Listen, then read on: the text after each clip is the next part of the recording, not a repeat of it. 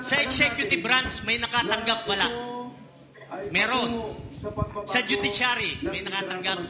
Mga amigo, naalantay i-comment na gamay. Wala kayong binanggit. Kung unsa ka tinuod ni, kung kining gipangbuhat sa mga 18 Marines, nagkuan gyud ni sila na maka kung naghimuhimo lang sila og mga ingon-ani nga senaryo. Nganong di man din kasuhan, nganong di man ni pandakpon. Nga klaro man kayo ka nga di na pamasumangil man kana. Nya nganong dili man ni sila imbitaron didto gyud sa formal sa Senate venue gyud Bisa inyong affidavit during sa Senate inquiry.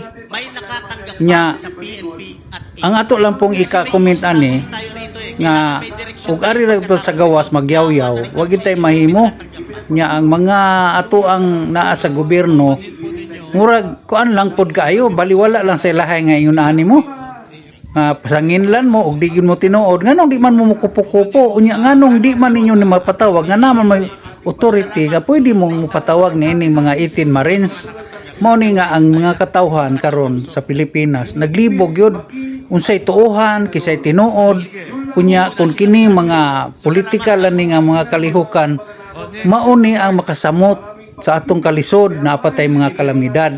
So dapat unta kamo mga senador no sama ani o wa man ko mo pabor wa ta mo pabor nga tinuod ba gyud nin tanan pero do naman tay judiciary unya makialam na unta ang ato ang judiciary sama ning Supreme Court sama nang kay og kanang mga senador og mga kongresista nga atong pasagdahan kana sila may mga involvement nya murag mag-imbestiga sila silang kaugalingon. So dapat ang maningamot yun ni ini kanang atong judiciary kay non-partisan man na sila pero kung hari ka sa Senate or sa Congress wala nagidrama lang ni puro lang taan ni ang mga katawhan abi ninyo ang mga katawhan di nakapaabot gutom na tanan nanay kalamidad ni apa gyud ning corruption nga wa gyud kasulbaran pastilan mao ni sa tinuod lang Ginoo na lang atong kuano nani pahukmon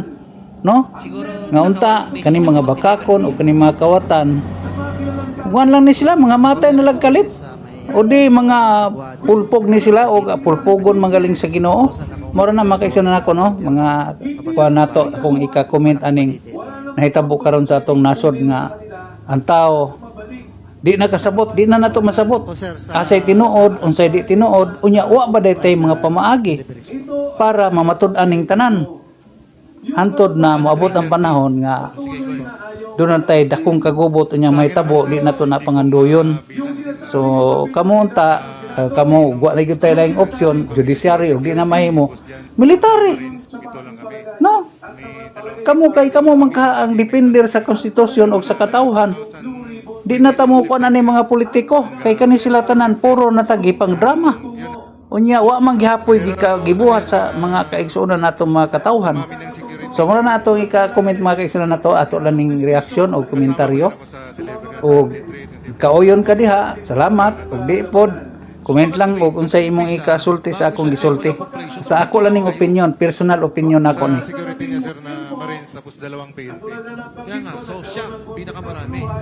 Opo. Ngayon, 100 na kayo halos, di ba? Anong ano yan sir, 2023 nag-hire si boss, lalo nang umupo siya ng APRO. Dahil sa delivery. Siyempre Security at saka delivery. Security na rin sir. Merong Philippine Coast Guard, PNP, PSPJ. Ganun sir, dumami na. Pati yung Marines na dumami na rin. Sige, next. Romualdez nakapag-deliver. Siguro sa isang taon, kulang pa yung 1.2 billion na delivery ko kay Kong Martin Romualdez. Hindi pa kasama yung individual na delivery namin, mga 2 maleta at 3 maleta. George. Sa akin, sir, nakapag-deliver po ako doon kay dating Speaker Martin Romualdez sa number 42 McKinley Road, North Forbes. Ako sir, nakapag-deliver po kami ng 26 na maleta na puro large kay dating Speaker Romualdez. Doon po sa 14 Nara Street, South Forbes. At saka nakapag-deliver din po ako ng 32 paper bags sa Aguado sa harap ng Gate 4 ng Malacanang. Bakit 34 paper bags? Ay, sorry sir, 32. 32 paper bag. 32. Kasama ko po si Rene Julian nung nag-deliver po kami. Bakit? Ba't 32? Siguro po may meeting sila. Pamimigay doon sa, approximately 5 to 10 million po yung kada paper bag. Hindi nyo na nakita sinong kausap.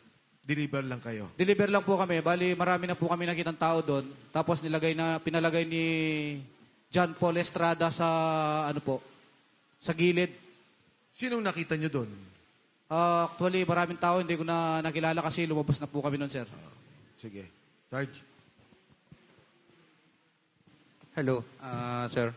Ulitin ko lang po yung nasabi na kasi ni Walter Manalansan yung Actually, yung isang ban kami, 2 ban noon nung pag-deliver kay dating speaker Martin Romualdez. 12 sa akin, sa kanya 14, kaya 26. At kasama ko rin po siya sa pag-deliver ng 32 paper bag doon sa Aguado. Yun din po ang kasi lagi kami magkasama. Yun lang po. Sige, Sarge. Go ahead. Ako sir, mga 10 beses sir sa bahay ni former Speaker Romualdez. Sir. 10 beses. Sir, sa span po ng pagtatrabaho ko pa kay Saldi ko po. Isang address lang o yung iba-iba? 42 saka 14 sir.